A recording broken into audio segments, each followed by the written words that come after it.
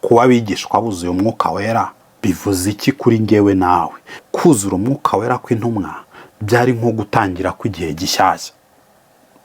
Ukabaza ngo igihe nicyo batubwira ku murongo wa 21 ngo kandi umuntu wese uzambaza izina ry'Uwiteka azakizwa. Ni igihe aho agakiza katakira k'abantu bamwe, ahubwo umuntu wese uzambaza izina ry'Uwiteka azakizwa. Mu yandi magambo, uyu murongo uhita ugabanya inyoko muntu mu bice bibiri. Mbere hari Abisiraheli, hari abandi bantu, hari abandi bantu, hari abandi bantu. Ari nayo mpamvu nyine abantu bari kuvuga mu ndimi zitandukanye. Ni abantu bari mu byiciro bitandukanye byinshi. Ariko kuza kwa mwuka wera bigabanya abantu mu byiciro bibiri. Icyiciro cya mbere ni abantu bamaze kwambaza izina ry'Uwiteka bagakizwa.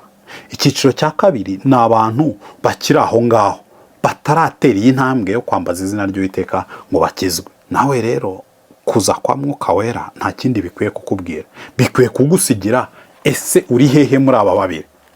Ese nawe uri muri aba bantu bamaze kwambaza izina ry'Uwiteka bagakizwa? Kwambaza izina ry'Uwiteka nta kindi bivuze kumwishingikirizaho ngo abe ari we ugukiza.